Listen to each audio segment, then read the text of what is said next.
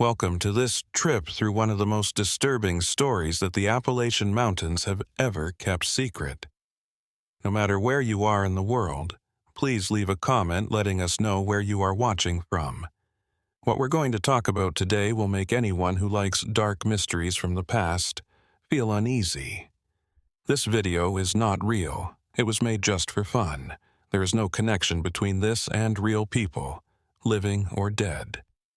Picture West Virginia in the year 1826. The mountains looked like natural walls, and the trees were so thick that even at noon, the sun barely got through. Back then, getting around these areas meant following narrow paths that wound their way between cliffs and deep valleys. The only sound was the icy wind coming down from the heights. For people who went to those remote areas, civilization seemed far away, like a distant memory. There were small communities spread out across the valleys, each a day's walk away from the next. The law didn't cover all the dark corners of that wild land. In this place, a family came to be whose name would be whispered in fear for years to come. The Harrows lived on a secluded piece of land in Greenbrier County, between two mountains where few people would go.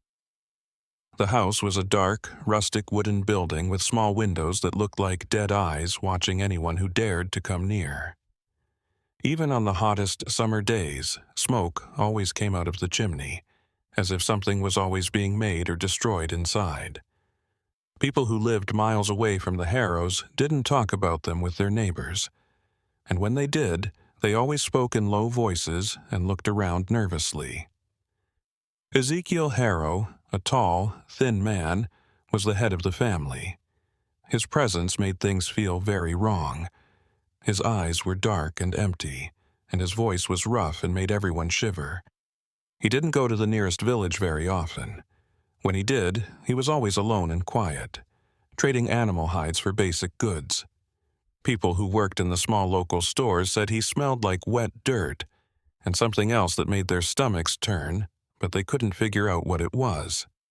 No one knew for sure how many people lived there, but at dusk, people sometimes saw ghostly figures in the windows. These were shadows that moved in a strange way, almost as if they were floating. It wasn't just that the Harrows were alone or looked creepy. It was the pattern that a few travelers who passed through the area started to notice that made them truly unsettling. Merchants who were on the main road to Kentucky or Tennessee sometimes went missing without a trace. They found their wagons miles away, empty but full of goods, but there was no sign of the owners. Other stories said that screams could be heard on moonlit nights and echoes that sounded like they were coming from deep in the mountains near the Harrow property. However, no one looked into it or asked any questions. Fear was like a thick curtain that kept people from being curious about that family. Things started to change in 1826 when a man named Thomas Wickham came through the area. Wickham was a traveling researcher who was hired by rich families from the East to find relatives who had moved to the West and never heard from them again.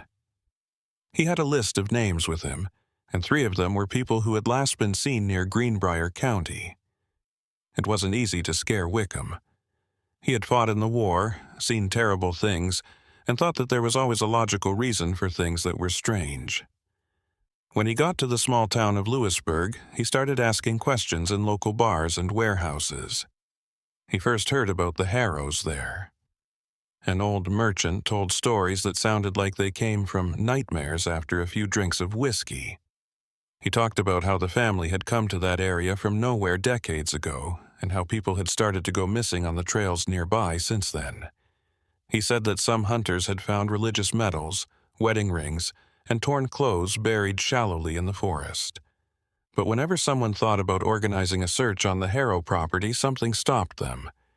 It could have been a sudden storm, an illness, or just the weight of fear. Wickham thought he needed to go there and see it for himself.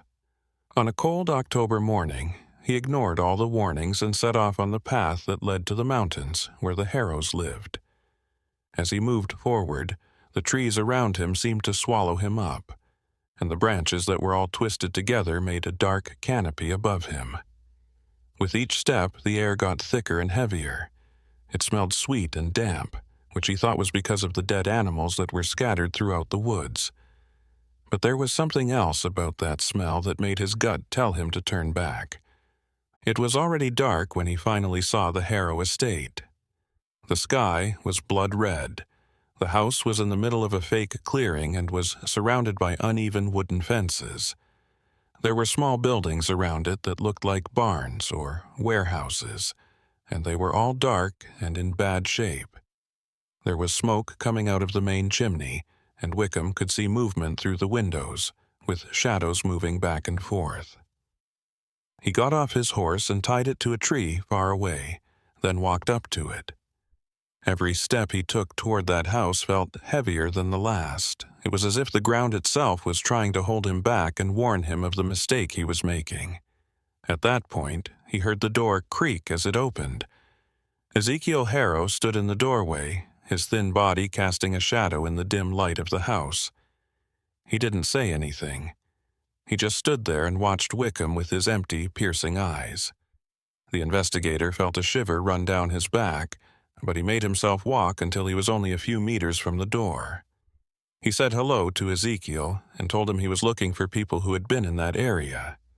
Harrow's answer was a weak, lifeless smile, followed by an invitation that sounded more like a trap than a welcome. Wickham thought for a moment before saying yes to going into the house. A voice inside him told him to say no and ride his horse back to civilization, but curiosity and a sense of duty won out. He needed answers, and the thin man in the doorway might have some information about the missing travelers. He stepped over the line, and what he saw on the other side was even worse than he had thought it would be. The inside of Harrow House was a place where the light seemed to fade away. Candles flickered in old candelabras, making shadows dance on the stained wood walls. The air was thick with strange smells that mixed smoke, mold, and something organic that Wickham couldn't put his finger on. There wasn't much furniture, and it was all very basic. Crooked tables, rickety chairs, and shelves with dusty jars full of unknown things. And then there were the people. Silent figures moving through the corners like ghosts, avoiding the visitor's gaze. Women with blank expressions, hunched men who seemed never to have seen the sunlight, all sharing that same atmosphere of death that emanated from Ezekiel. The patriarch pointed to a chair near the fireplace, where the fire burned with an unnatural intensity, and told Wickham to sit there. He did what he was told and kept his hand close to the gun that was hidden under his coat. Ezekiel sat on the other side with his long, bony fingers crossed in his lap. His deep eyes were fixed on the investigator, as if they could read his mind. Wickham had never had a conversation like the one that followed. He asked Ezekiel questions about the travelers, but Ezekiel always changed the subject and smiled that lifeless smile. He talked about the mountains as if they were alive, about the secrets the earth held, and about how people who got lost in those woods never really disappeared. They just changed into something else. Wickham felt like his sanity was being tested more and more the longer he stayed in that house. The shadows on the walls looked like they were alive and moved on their own, separate from the flames. The other family members kept doing strange things, like going up and down stairs that creaked when they walked on them and carrying things wrapped in dirty cloths. At one point, a woman walked by him with what looked like a cloth bag. The things inside it moved and made a muffled sound that made his blood run cold, but she went through a side door before he could figure out what he had seen. Ezekiel then suddenly switched the subject. He started to talk about his family and how they had picked that spot decades ago because it was perfect, secluded and safe from the elements. He said that they had their own rules, their own traditions, and that they didn't care what happened in the outside world. The words were carefully chosen, but the meaning was clear. The family lived completely outside of any social order, following their own dark rules, and anyone who tried to get in the way of their business simply disappeared. At that point, Wickham understood how dangerous his situation really was. He was no longer an investigator who asked questions. He was a victim who had willingly gone into the predator's lair. He looked around for ways to get away, but every door seemed to be watched over by one of those ghostly figures, and every window was covered by heavy curtains. Ezekiel kept talking in a dull voice about how the mountains were so kind to people who knew how to use them, how many resources were hidden in the shadows, and how many chances there were for people who didn't care about right and wrong. The investigator made the decision to leave right away. He suddenly stood up and said he needed to go back before nightfall because it was getting late. But Ezekiel just laughed, a dry, humorless sound that echoed through the house. He told them it was too late to leave because the trails were dangerous at night. He said it would be better to stay there and leave in the morning. There was no way to read what he said. It wasn't an offer, it was a statement. Wickham had stepped into a trap, and now he had to find a way to get out before it completely closed around him.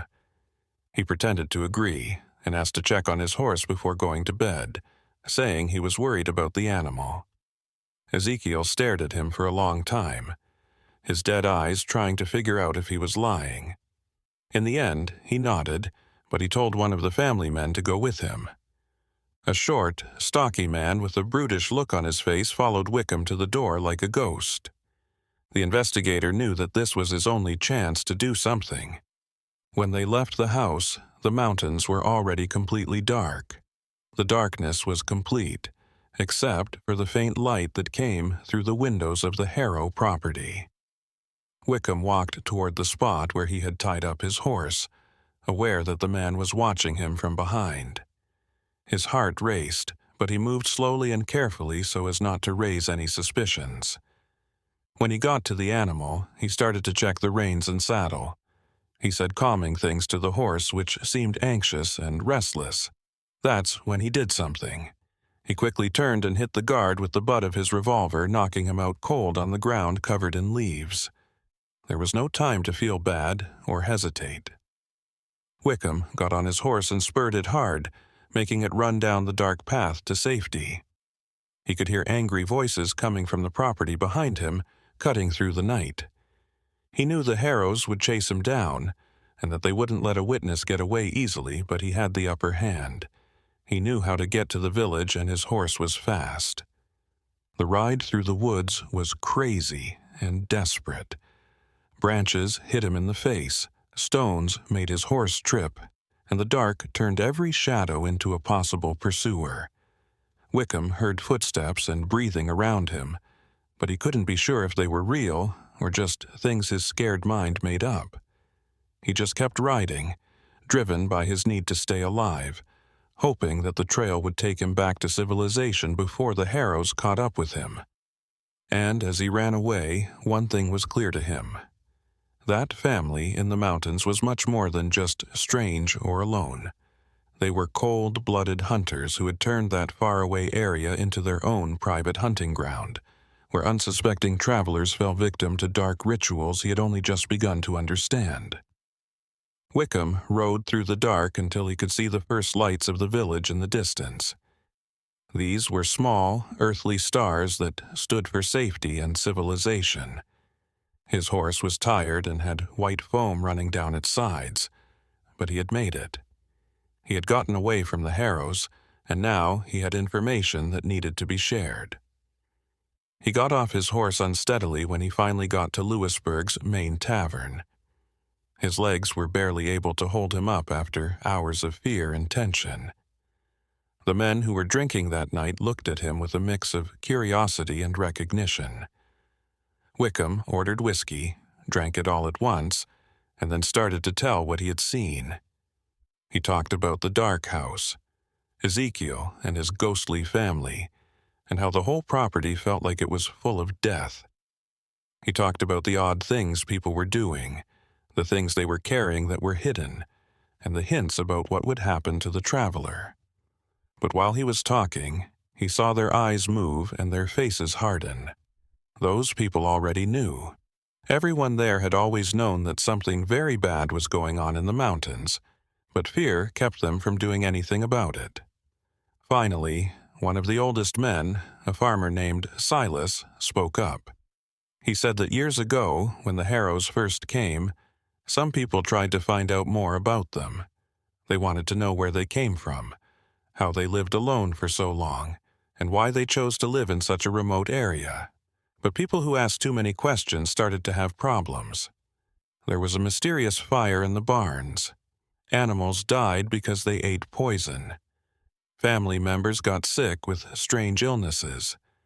The message was clear: the Harrows wanted to be left alone, and anyone who bothered them would have to pay a high price. So, the people in the community made a silent deal to ignore the terrible things they thought were going on in those mountains. Wickham's chest felt like it was on fire with rage. How could they just go along with this? How could they let a family of predators roam free, putting innocent travelers in danger? Silas, on the other hand, just shook his head sadly and said that there was no real authority in that area. The closest sheriff was days away, and even if he did come, what would he find? A family living alone on their own land? There is no clear proof, only rumors and whispered stories. The Harrows were careful, and always got rid of any evidence that could get them in trouble. The mountains were huge, with caves, ravines, and other places where secrets could stay hidden forever. But Wickham wasn't the type of person to give up easily. In the days that followed, he started to collect information in a more organized way. He talked to the families of merchants who never came back from their trips, and the families of adventurers who went west and disappeared near Greenbrier County. Every story added to the creepy puzzle. He found a pattern. The victims were always people who were traveling alone or in small groups and were usually carrying valuable items or their life savings. They were carefully chosen targets, people whose absence would not be noticed for a long time and whose whereabouts would never be thoroughly investigated. Wickham made a bigger decision in 1827.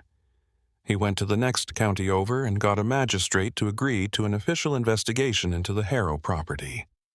It was hard. The magistrate was doubtful and didn't want to help, but Wickham showed him his list of missing people, the testimonies he had gathered, and his own experience in that family's home. Finally, the official agreed to lead an expedition into the mountains, bringing along some armed men who had the right to search the property. The news spread quickly through the village, and people had different reactions. Some people celebrated because they thought that justice would finally catch up with the people who had been hiding for so long. Others were scared because they thought the Harrows would hurt them if the investigation didn't find anything. Some people just didn't think anything would be found because the Harrows were too smart and always one step ahead of any danger. It was a cloudy spring morning when the expedition left. Wickham was in the front, leading the group of 12 men along the winding path that led into the mountains. The magistrate rode next to him.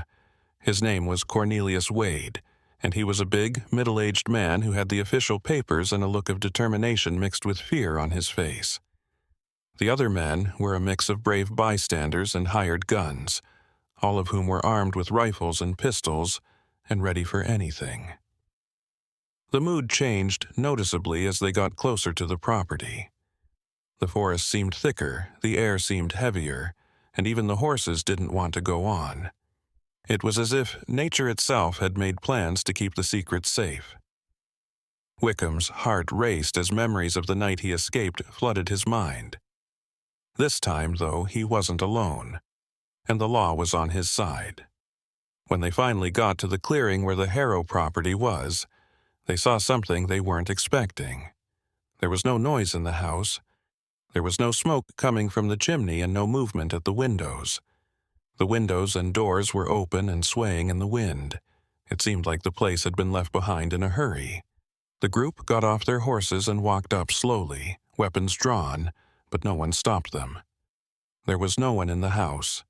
There were clear signs that someone had left in a hurry. Furniture turned over, drawers left open, and things all over the floor. The Harrows had run away, taking with them any clear proof of what they had done. But they weren't perfect. As the group searched the property, they found things. Small personal items hidden in cracks in the walls, medals, rings, and pieces of fabric that clearly belonged to travelers. These items told silent stories about people who had been there and were never seen again. They found something in one of the barns that confirmed their worst fears.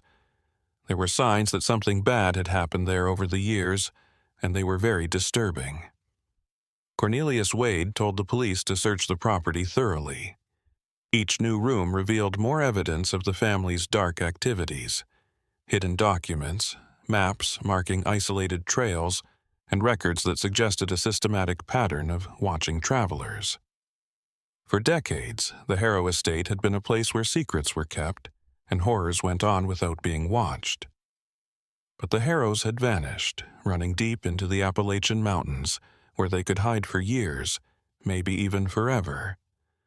Wickham and everyone else were haunted by a simple but terrifying question.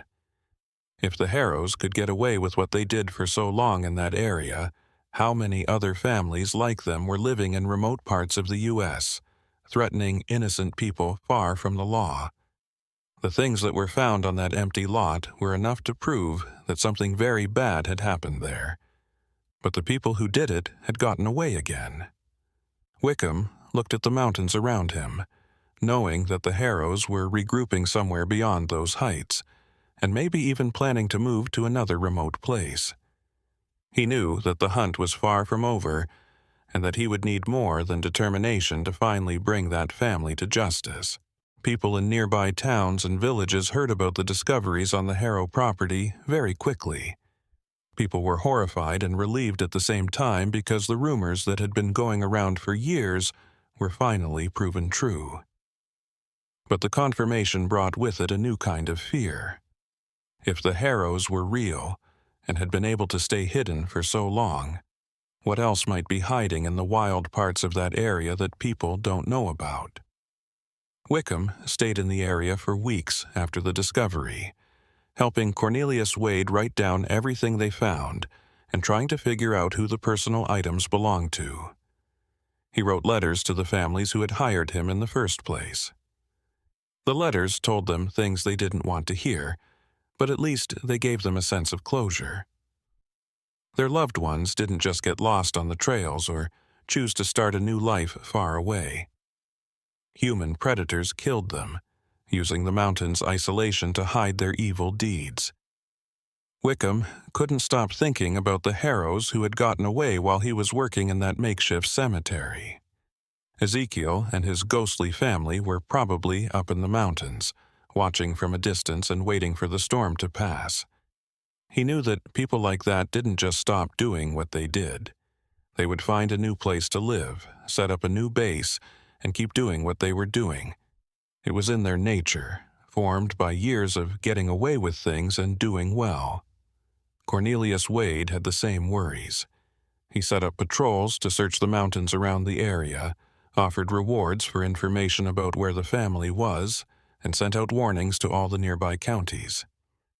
But the Appalachian Mountains were big and dangerous, with caves, deep valleys, and trails that went nowhere. Finding the Harrows was like looking for ghosts in a thick fog. They knew the area better than anyone else who was chasing them because they had spent decades learning every secret path and natural hiding place. It had been months since the family had been seen. Life in the villages slowly got back to normal, but people were more careful around travelers and strangers. People were more careful about locking their doors, didn't go alone on remote trails, and were suspicious of any property that was too far away. The Harrows left behind a veil of fear that covered the whole area. The first rumors started to spread again in 1828.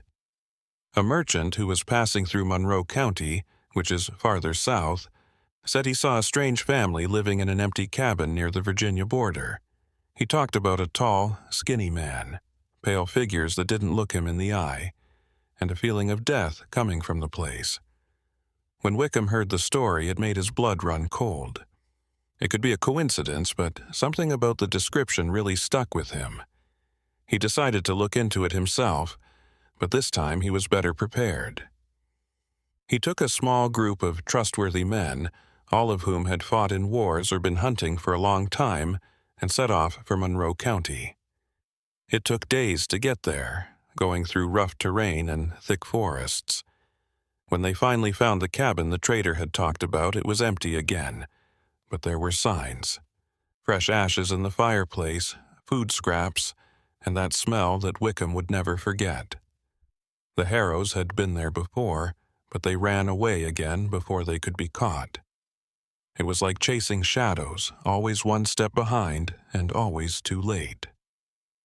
Wickham started to understand that this family had a network of informants who warned them about strange movements, gave them information in exchange for favors that weren't always legal, or just because they were scared.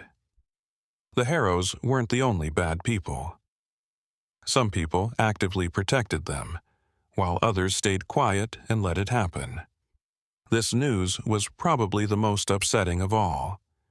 It wasn't just a family of predators. There was also an informal system of protection that let these terrible things happen. Wickham started to realize that exposing the Harrows was only the tip of the iceberg of something much bigger and more widespread. There was a subculture in the mountains of people who lived completely outside of civilized law and saw travelers and strangers not as people, but as resources to be used. That year, Wickham met a woman named Margaret Ashwood. She had been through something similar with a family years before.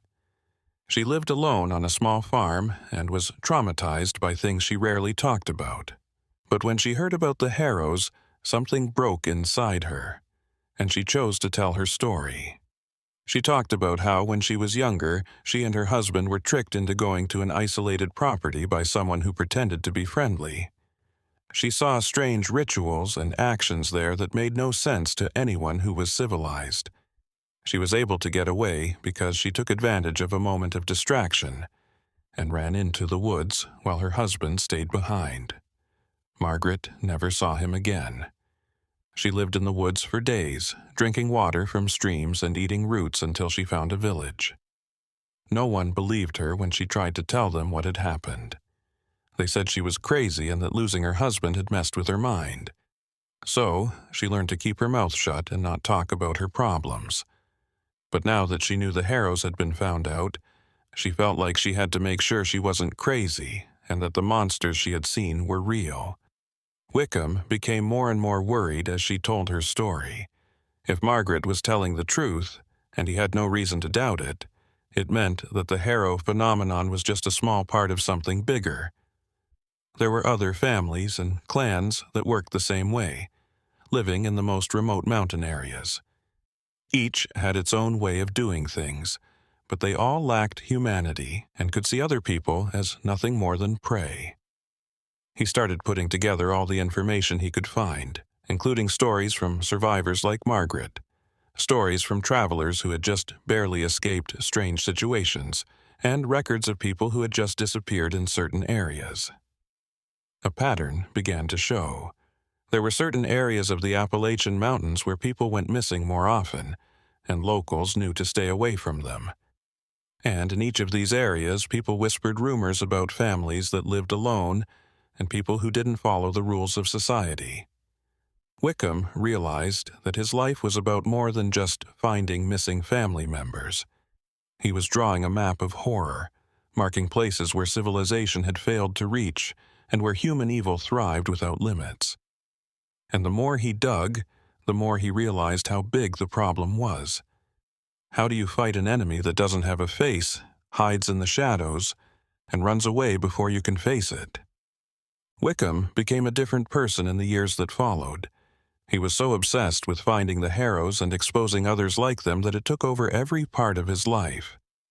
He traveled through the mountains all the time, talking to people who lived there, and following clues that often led to dead ends but sometimes showed him pieces of disturbing truth.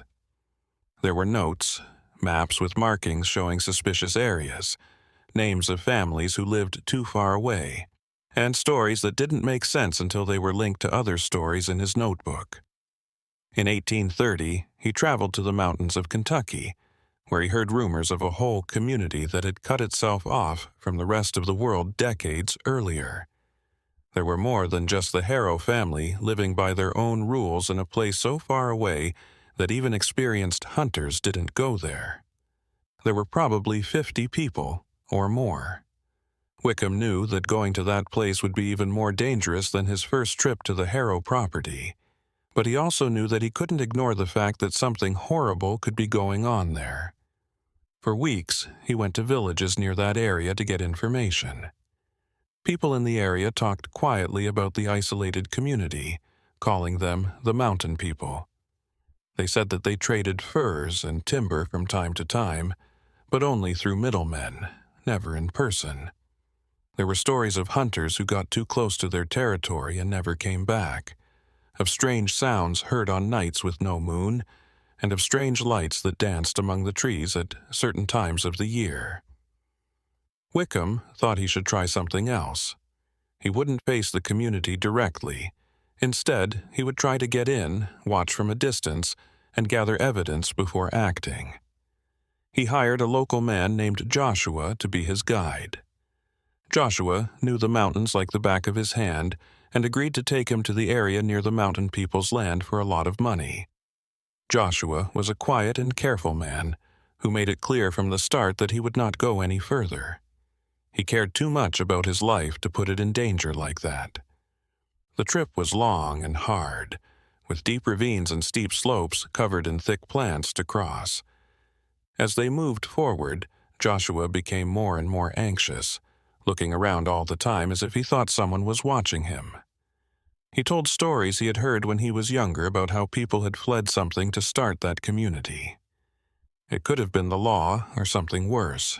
They picked that spot because it was hard to get to, so they could live there without anyone bothering them and do what they wanted. When Joshua finally said he didn't want to go on, Wickham went on by himself. He left his horse behind and walked through the woods without making a sound, using all the stealth techniques he had learned while working as an investigator. After 2 days of careful walking, he finally saw signs of human life. Simple huts scattered across a hidden valley, smoke rising from several hearths, and people moving between the huts. Wickham found a high spot where he could see well and stayed there, looking through the binoculars he had with him. What he saw over the next few hours was both normal and scary. People were doing things that seemed normal, like taking care of gardens, working with wood, and carrying water. But the way they moved was wrong. It was stiff, like they were doing things because they had to, and not because they wanted to. There were also restricted areas, like certain huts that only a few people could get to, and they always carried covered things. Wickham saw something that scared him to death at night. People from the valley came together around a big bonfire. He couldn't fully understand what was going on from where he was, but hooded figures formed a circle and started a kind of ritual. There were chants in a language he didn't know, movements that were almost like a dance, and a sense of excitement that could be felt even from a distance. This wasn't just a small group of people. It was something bigger and more organized, maybe even a cult with its own strange ideas. Wickham knew he had found something that was too big for him to handle on his own. This family wasn't like the Harrows, who were always looking for a chance to take advantage of others. It was a whole system with rules, rituals, and goals that he could barely begin to understand. And the number of people involved meant that he would need a lot more resources than he had to try to expose them. To handle the situation, it would be necessary to get higher-ups involved, maybe even the military. He spent 3 more days watching and writing down everything he saw in an effort to figure out how that community was set up. He figured out who the leaders were, saw patterns in people's daily lives, and marked places that seemed very important or protected. But on the 4th day, something happened that changed everything. They found him. A member of the community, probably a lookout keeping an eye on the area, found where he was hiding. Wickham didn't see the man until it was too late. A figure came out of the trees behind him, as quiet as a ghost, and before he could react, he felt something hard hit his head. The pain was strong but short-lived, and then he was completely engulfed in darkness. When he woke up, he was in one of the cabins he had seen from a distance. He was tied to a chair with thick ropes around his hands and feet. His head hurt, and when he tried to see clearly, he saw a few people around him who were watching him without saying anything. There were men and women of all ages, and they all had the same blank look on their faces that he had seen on the Harrow family members. It was like something important that makes a person human had been taken away, leaving only empty shells that were driven by evil goals. An older man came up, and the way he stood made it look like he was in charge. He had a long gray beard and deeply sunken eyes. He wore simple clothes, but they were decorated with symbols that Wickham didn't know. His voice was surprisingly soft, almost hypnotic, but it had an unspoken threat that couldn't be ignored. He wanted to know who Wickham was, why he was there, and who had sent him. He made it clear, without saying it directly, that the answers would decide whether the investigator would leave that cabin alive or not. Wickham knew he was in a bad spot. It was easy to tell when he was lying, but telling the truth would mean admitting that he was a direct threat to the secrets of that community. He chose to be partially honest, and said that he was an investigator looking for missing people, and that his trail had led him to that area. He didn't say anything about the Harrows or his fears about cults in the mountains. He acted like someone who was just doing his job and didn't mean any harm. The older man didn't say anything and kept his eyes on Wickham's face. There was a long pause after the investigator finished, during which it seemed like fate was hanging on an invisible scale. Then, to everyone's surprise, the man smiled. His smile didn't reach his eyes. It was cold and calculating. He said he liked that Wickham was honest, but that Wickham had made a big mistake by going into his territory. There were only two choices now that he had seen what he shouldn't have seen: join them or never leave those mountains. Wickham felt like those words were like stones on his chest. If he joined them, he would have to give up everything he was and become part of the same darkness he had spent years fighting. The other choice was so clear that it didn't need any more explanation. He needed to buy time, find a way to get away, or at least plant a seed of doubt that he could use to his advantage. He did something that surprised everyone. He wanted to know what it meant to join them, what the point of the community was, and why they had chosen to live that way. The older man seemed interested in the question. He told the others to leave the cabin, and when they did, he pulled up a chair and sat down across from Wickham. He started to talk, and what he said was a twisted philosophy that tried to make sense of the impossible. He said that people who didn't like the rules and morals of civilized society started this community. They thought that these kinds of structures were fake chains that kept people from being who they really were. They could live by older, more primitive rules in the mountains, far away from the judging eyes of the world. In these rules, strength determined order, and the weak existed to serve the strong. It was a very disturbing way of looking at the world, one that turned human life into a harsh hierarchy based on power and control. Wickham stayed quiet, knowing that he was up against something more dangerous than just criminals. These people had built a whole set of ideas to explain what they did, turning evil into philosophy and cruelty into principle.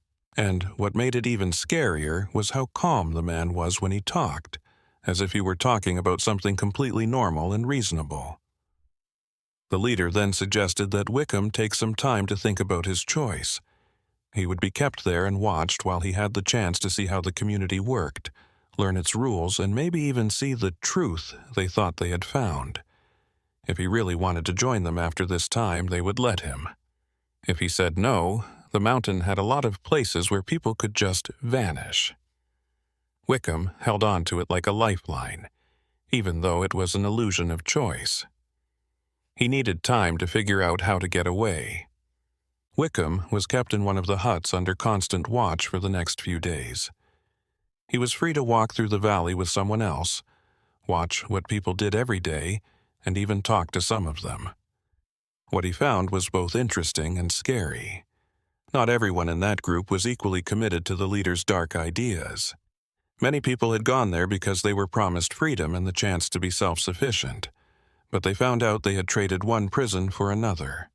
But once you were inside, you couldn't leave.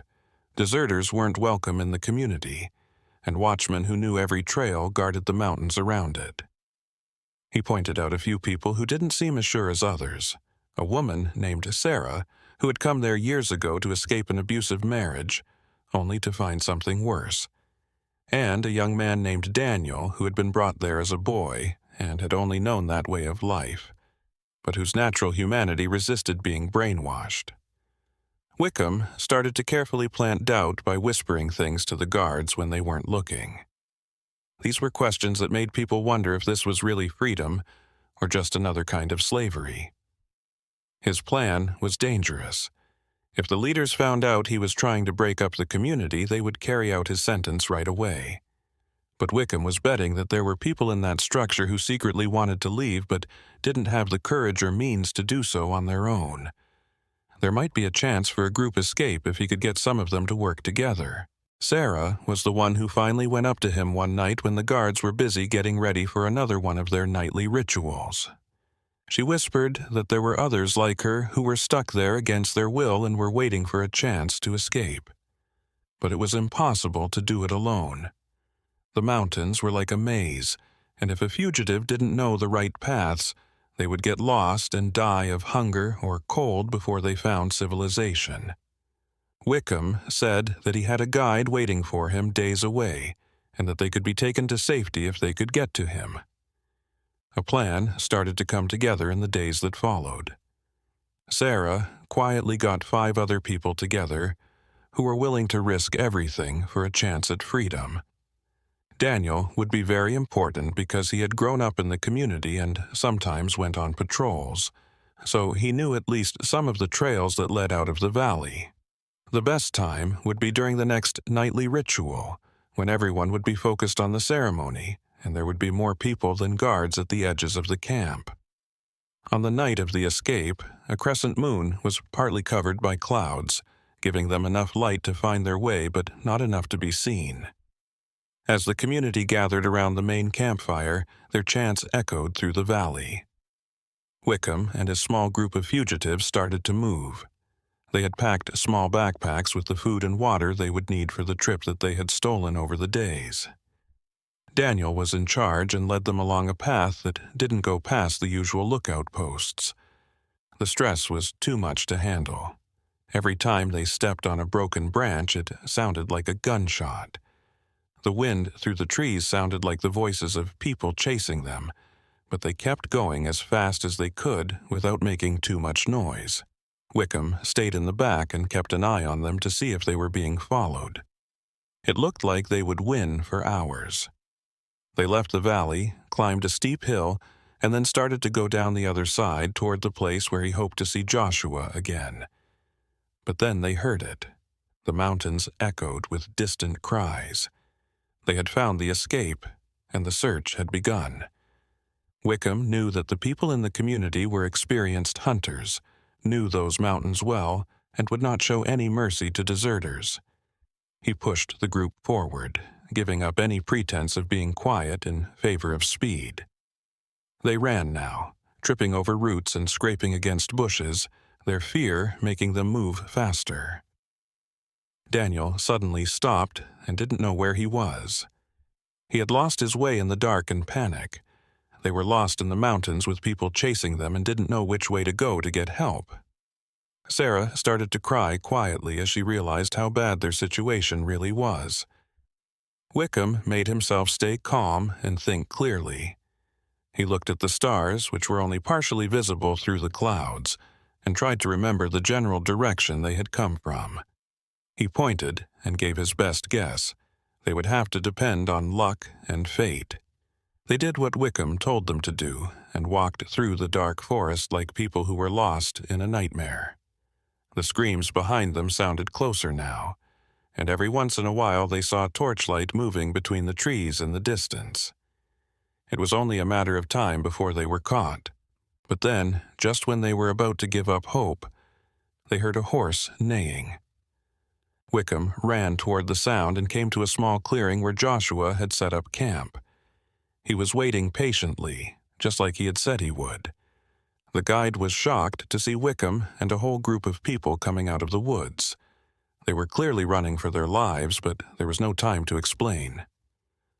"Run," Wickham said. Joshua didn't need to hear anything else. He had brought extra horses in case something went wrong, and now that prediction saved his life. The group quickly got on their horses and rode through the mountains toward civilization, leaving behind the angry shouts of their pursuers that slowly faded into the distance. The ride through the dark was a test of strength that pushed each of them to their limits. The horses were very tired. The fugitives could barely stay on their horses, and they were always afraid that pursuers would come out of the shadows. But as the hours went by and night turned into day, they knew they had done it. The mountain community hadn't caught them. Maybe because they thought it was too dangerous to chase criminals in an area they didn't know, or maybe they just accepted that they had lost. The group was about to fall apart physically and emotionally when they finally got to the nearest village. Joshua brought them to an inn where they could sleep, and Wickham started making plans to keep the fugitives safe right away. Sarah and the others needed safe places to start over, far away from the community that had kept them captive. He used his connections and called in favors to slowly set up situations for each of them in different villages, far enough away that they could start over. But Wickham couldn't stop thinking about the people who still lived in the mountains while he was taking care of the people he had freed. There were still dozens of people there, some because they wanted to be there and others because they had to be there.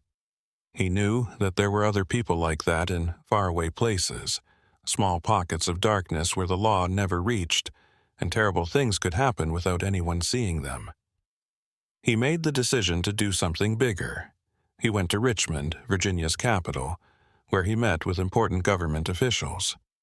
He showed everything he had learned over the years, including survivor accounts, maps he had made marking areas that seemed suspicious, and detailed descriptions of how these small, isolated communities worked. He begged for help from the government, asking for money to look into and break up these networks of human predators who hide behind geographic isolation. People had different reactions to the reception. Some officials listened to him and agreed that westward expansion had made huge areas where there was almost no legal authority. But some people were doubtful, saying that resources were limited and that it didn't make sense to put remote communities ahead of more pressing issues in civilized areas. Wickham had to deal with red tape, apathy, and even claims that he was exaggerating. It was frustrating to know that, even with solid proof, it was hard to get the authorities to do something. But he didn't stop. He spent months in Richmond, lobbying and making cases. In the end, he was able to convince a group of lawmakers to give money for investigative trips to faraway places. It wasn't everything he wanted, but it was a good start. People started to set up small patrols. Local governments got more power to look into properties that were alone, and a network was set up to share information about strange activities between counties. Wickham went back to the Kentucky mountains in 1832, this time with a group of 20 armed men who were legally required to look into the community that had held him prisoner. But when they got to the secret valley, all they found were ruins. The cabins had been burned down, and there were no signs of people living there. The community had disappeared, probably because they heard about the expedition coming and moved to the mountains or an even more remote place. This pattern would happen many times over the next few years. Whenever the government tried to do something about one of these small communities, they just disappeared, and their members became part of the huge, wild Appalachian landscape. It was like trying to catch fog with your hands. Wickham also started to think that there might never be a clear answer. The mountains were too big, too far away, and too many people were willing to live outside of civilized norms. But he also saw signs that things were getting better. In areas with more surveillance, fewer travelers went missing. People in the area were more likely to report suspicious behavior, and the people he had helped free started telling their stories in public, which made more people aware of the dangers that can be found in forgotten places. The darkness was slowly, very slowly, being pushed back. Wickham also thought about the original Harrows, the family that had started him on his journey during this time. He never forgot Ezekiel and his ghostly family, and he kept an eye out for any news or sightings that might be related to them. Over the years, there were occasional reports of a strange family living in different places, always in remote areas and never wanting to be seen. However, it was impossible to tell for sure if they were the Harrows or just another family that looked like them. At that point, he got a letter from Cornelius Wade, the magistrate who had been in charge of the first investigation into the Harrow estate. Wade wrote to tell him that a very old and sick man had come to a village on the Tennessee border and said he knew something about the Harrows. He was about to die and wanted to confess before he did. Wickham went there right away and got there in time to talk to the man in his last days. The dying man turned out to be someone who had worked with the Harrows before, acting as a go-between to sell things the family got from their victims. He had felt guilty about this for decades, and now that he was about to die, he wanted to make things right. He said that the Harrows had moved to a part of North Carolina that was so remote that it wasn't even on the most detailed maps. He told Wickham about geographical features that could help find them and begged him to make sure they were finally brought to justice. Wickham used this information to plan what would be his last trip. He was older now and tired from years of chasing, but he thought he had to see it through to the end. He put together a small but dependable group of men who had been on previous trips and knew the risks. On a cold autumn morning, they left, following the dying man's instructions and going into areas that seemed to have been forgotten by time. The trip took weeks and went over rough ground that was hard for both men and horses. But after following the landmarks they had been given, they finally found signs of people living in a deep ravine with steep cliffs all around it. It was the best place for someone who wanted to stay hidden. There was only one narrow path that was easy to defend. Wickham felt a shiver of recognition.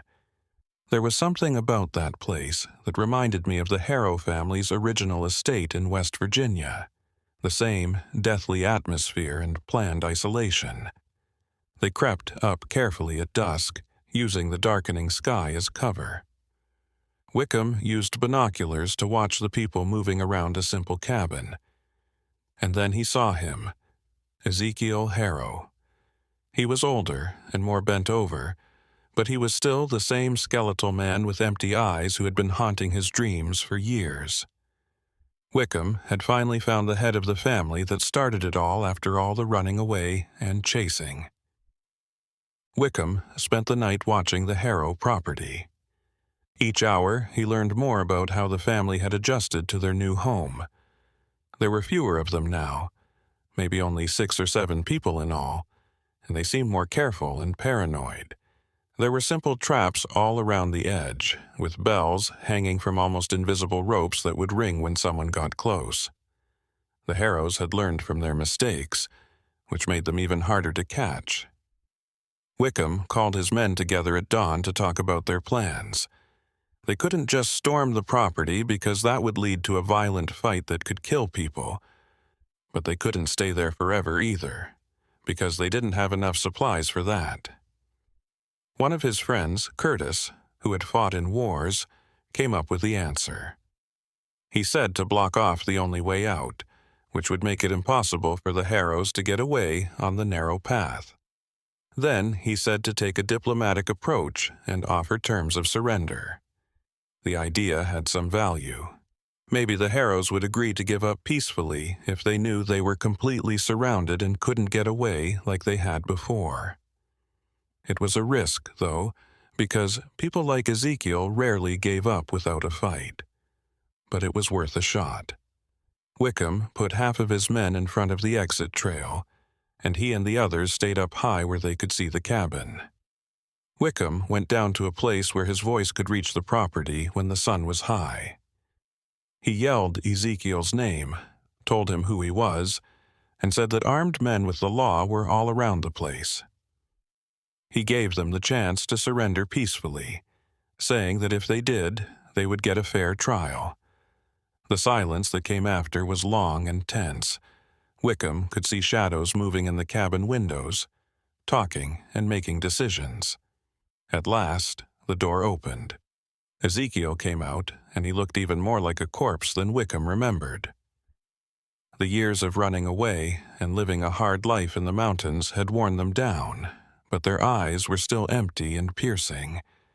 The old predator spoke in a hoarse voice, with a mix of resignation and defiance, as he studied Wickham with a disturbing intensity. He said he knew this day would come, that you couldn't run away forever. But he also made it clear that he wasn't begging for mercy, and that he didn't regret what he had done. It was a strange conversation between the hunter and the prey, but it wasn't clear who was who. Ezekiel talked about his views on life and how civilized society was a lie made to keep the weak safe from the strong. He didn't think of what he did as crimes. Instead, he thought of them as showing a basic truth about human nature. It was scary to hear him say those things with such certainty, as if he really thought there was logic in his evil. Wickham said that no matter how twisted people's ideas were, there were laws that governed society, and he had broken the most basic one. Ezekiel gave Wickham that empty smile that he knew so well. Then, to my surprise, he nodded in agreement. He said he would give up, but only if he could tell his whole story, leaving a record of everything he had done and why. Not because he felt bad about it, but because he wanted people to remember what he had done. Wickham thought about it but said yes. It was worth listening to the monster's confessions if it meant finally catching the Harrows without violence. There were no problems when the family was taken into custody. They were taken back through the mountains, a trip that took days and drew a lot of attention as they passed through towns and villages. People came out of their homes to see the infamous Harrows finally caught. Some looked happy, while others still looked scared. The news spread quickly, and by the time they got to the county where they would be tried, there was already a crowd waiting for them. In the weeks leading up to the trial, Wickham spent hours talking to Ezekiel and writing down what he said. What he heard was a long list of terrible things that happened over the years, starting long before the family moved to West Virginia. Ezekiel talked about how they had improved their methods over time, how they picked their victims, and how they made sure there was no evidence left behind. He talked about it all with a coldness that was more upsetting than any show of regret could have been. Wickham saw something else in Ezekiel's words, though. The Harrow patriarch wasn't really bragging about what he had done. He was trying to make sense of it to himself by telling himself a story in which he wasn't a monster, but just someone who understood things that others wouldn't. It was a way for him to protect himself mentally.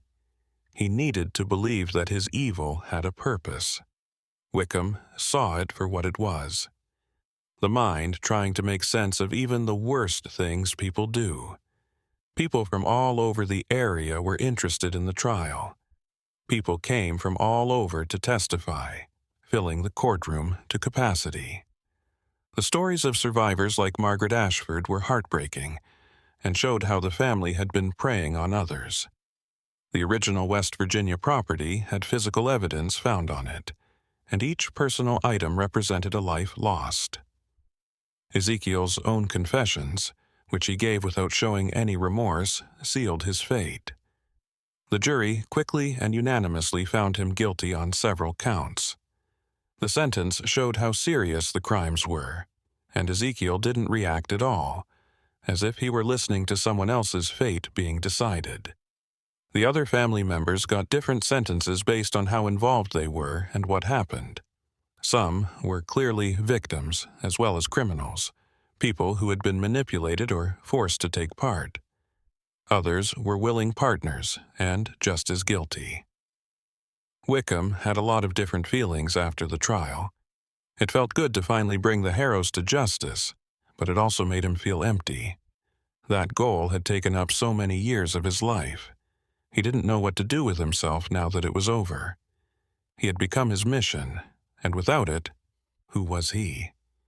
Wickham tried to get back to a more normal life in the months that followed. He moved to a quiet village and tried to find peace in his daily routines, but the mountains always called to him, whispering of other secrets that had not yet been discovered, and other families like the Harrows who were still working in the shadows.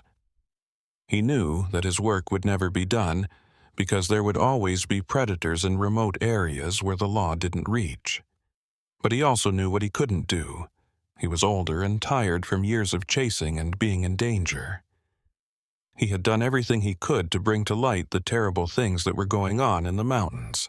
Now it was time to give the baton to others, a new group of investigators and police officers who could carry on his work.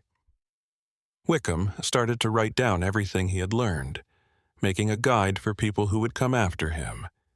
He did it to make sure that the knowledge he had worked so hard to get would not be lost. He thought about what he had learned on his journey as he wrote. When not kept in check by social structures and shared morals, human nature could be very dark. People were isolated not only by distance but also by their own minds, which made it possible for them to believe that bad things were okay. And maybe the most important thing to learn was that evil doesn't always show itself as a big, scary thing. It often came in the form of philosophy, twisted logic, or people who really thought they were right. It took constant watchfulness and the bravery to question even what seemed reasonable on the surface to see and fight such evil. People who wanted to learn about the dark corners of faraway places found Wickham's writing to be very useful. He wrote not just about the Harrows or the Kentucky community, but also about larger trends he had seen over the years he had been looking into things. He talked about how being cut off from the rest of the world created places where social norms could be completely rewritten. In these places, small groups made their own rules that often went against everything that civilization considered sacred. People who had been through similar things were interested in his work. People from all over the United States, including investigators, sheriffs, and even survivors who saw the patterns Wickham talked about, started to write letters. Each letter added another piece to the disturbing picture he was making. It was clear that the phenomenon wasn't just happening in the Appalachians. There were reports of small groups of people living in the Rocky Mountains, the swamps of Louisiana, and far-off northern areas that all followed rules that went against the norm. One of the most interesting letters came from a man named Elias Monroe. He worked to record the expansion of the West. Monroe had come up with his own idea about why these kinds of communities formed. He said that the size of the American frontiers made it hard for central authority to get through. In this void, different power structures arose, some of which were helpful and others which were very harmful. It was a problem that came from the country's geography, and it might never be fully solved as long as there were large areas that had not been explored. Wickham concurred with Monroe's assessment, yet also posited that psychological elements were involved. Some people were drawn to isolation because they wanted to get away from the rules and expectations of civilized society. They didn't necessarily have criminal intentions from the start. They just felt stifled by all the rules and expectations. Once alone, though, the lack of outside moral structures let darker urges grow without any limits. What started out as a search for freedom slowly turned into something much worse. This correspondence with Monroe and others eventually led to the creation of an informal network of people who were committed to keeping an eye on and looking into strange activities in remote areas. It wasn't an official group.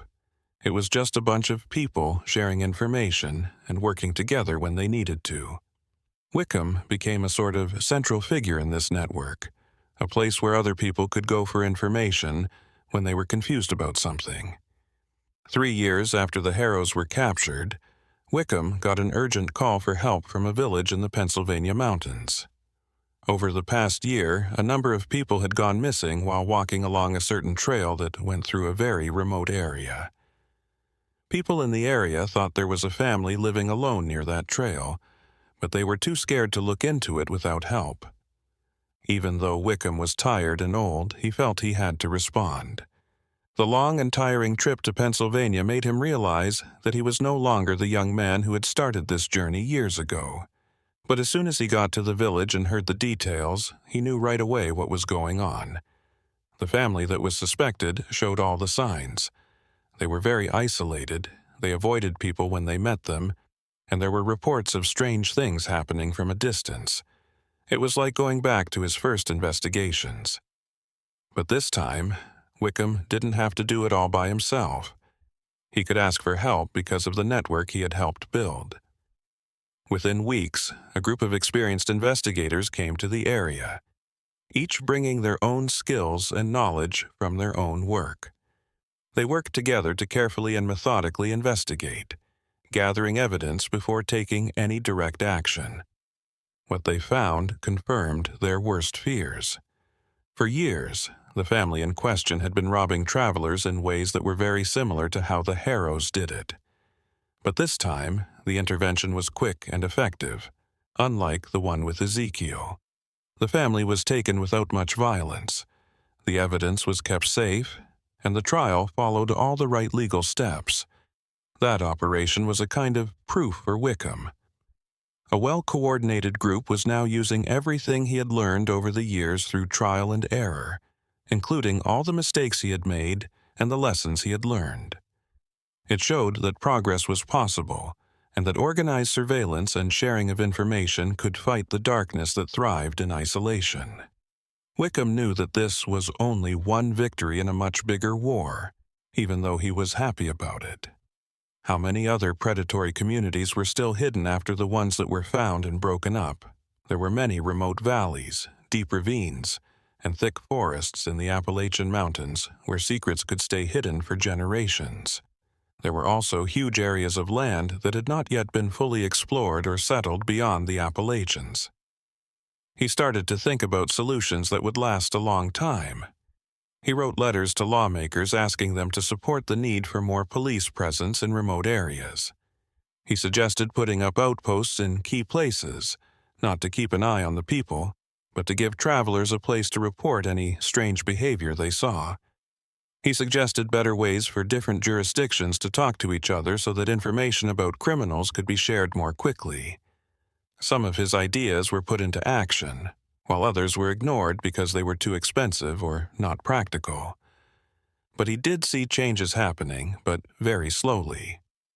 People were becoming more aware of the risks of being alone in certain places.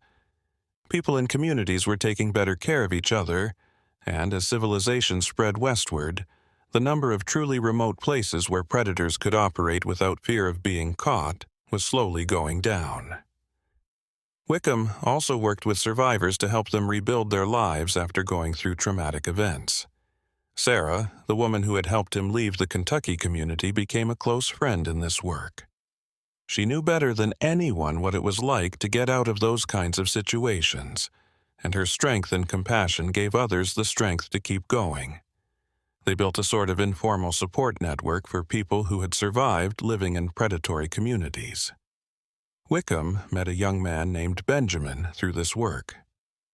Benjamin's family was similar to the Harrows in that they lived in a remote area, but he managed to get away when he was still a child.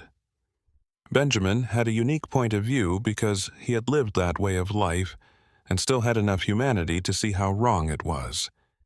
He talked about how kids were brainwashed in those places, how normality was completely changed when you had never seen anything else, and how hard it was to change the way you thought about things that had been taught to you since you were a kid. These talks helped Wickham understand the problem better because they showed him how it keeps coming back. It wasn't just about punishing the people who did it. It was also about ending cycles of abuse and indoctrination that could last for generations. People like Benjamin were rare. They were able to get away and see how strange their beginnings were. Many others were still stuck, either physically or mentally, and kept doing the same things that had been forced on them. Over time, Wickham's original goal changed from catching specific criminals to a larger goal of understanding and fighting the conditions that made these situations possible. It was a job that would never really end, but it could make a real difference in people's lives. And maybe, in the end, what mattered most was not the illusion of total victory, but the promise to keep fighting the darkness wherever it showed up. Wickham spent his last years in a small cabin on the edge of the mountains that had been so important to him throughout his life. He couldn't quite pull himself away from those sad heights, as if they were now a part of him. He watched the mist rise from the valleys in the morning, hiding secrets that might never be found. He looked at the stars above the far-off mountains at night and thought about everything he had seen. His legacy was not in big wins or getting rid of all the bad things he had been after. It was because of the small changes he had made that it was possible. People who traveled were more careful, communities were more watchful, and there were still people who were willing to keep working to bring light to dark places. Sarah went to see him from time to time and told him about people who had been able to start over. Benjamin had become a powerful speaker, using his own story to warn others about the dangers of being alone without a moral code. The letters still came, but not as often as they used to. Each one told stories of new problems in faraway places, but they also told stories of victories, like how they broke up predatory communities before they could do any real damage. The network that Wickham helped build kept growing, changing, and adapting to new times and problems. He was proud of it because he knew that his work would live on after he was gone. Wickham took his last walk along the trails he knew so well on a quiet fall afternoon. The air was cold and crisp, and golden leaves fell softly around him. He climbed to a high place where he could see miles of mountains in all directions, where beauty and danger were always close together. That was the way it had always been, and it would probably always be that way. He thought about the Harrows, the mysterious family that had started it all. Ezekiel and his followers had been dead for a long time, but the things they taught were still useful. People could be very good or very bad, depending on their nature. What decided which side won was often just the situation, the community's watchfulness, and the presence of structures that reminded people of their shared humanity. Wickham now knew that his trip had never really been about catching certain criminals. It was about figuring out how the darkness came to be, how it grew, and how to fight it. Not with one heroic act, but with constant group effort. Every person who chose to do something when they saw something wrong, every community that spoke out against evil, and every survivor who had the strength to tell their story helped to push the darkness back. The mountains around them held many stories, some of which could be found, and others that would always be secrets. This thought was accepting. There was no way to know everything. It was not possible to get rid of all the darkness. But civilization at its best was defined by the effort to try and the refusal to accept evil as inevitable. As the sun went down and the sky turned deep shades of orange and purple, Wickham went back to his cabin. His steps were calm, and he felt at peace because he knew he had done everything he could. The shadows grew longer between the trees, but they didn't seem as scary as they used to. They were just shadows, which are a normal part of the cycle between light and dark. He wrote his last words in the diary he had kept for many years that night. They weren't big thoughts or dramatic statements. They were straightforward and simple words about being alert, caring for one another, and never letting fear of the unknown stop us from doing anything. It was his last gift to those who would come after. A reminder that each generation should always be on the lookout, because darkness will always find new places to hide. That year, the winter winds came early and brought snow that covered the mountains in a quiet white blanket. Wickham's cabin was the only thing that showed that he had lived a life dedicated to a higher purpose. The stories he had saved, the patterns he had found, and the lessons he had written down would all keep going around the network he had helped to build, helping others find their way through dark places, and in the villages that were. Spread out across the mountains, stories were still told around the fire on cold nights. Not the real stories of crimes and trials, but versions that have been changed by the imaginations of many people. Tales that warn about the dangers of being alone and the secrets that old mountains hold. People whispered the names of the harrows as they got ready to cross remote areas, a reminder that not all danger in the woods came from wild animals. The mountains stayed the same and didn't care about the human dramas that were happening around them. For generations to come, they would keep secrets safe, silently watching everything that people did, both good and bad. And as long as there were people who were willing to look at these dark places without turning away, as long as there were those who wouldn't accept that some things were better left unknown, there was hope that light would win over darkness. If you've made it this far on your journey through the dark mountains, you might want to subscribe to the channel for more stories that take you to the forgotten parts of your mind. Please leave a comment with your thoughts. A like really helps if you like the content.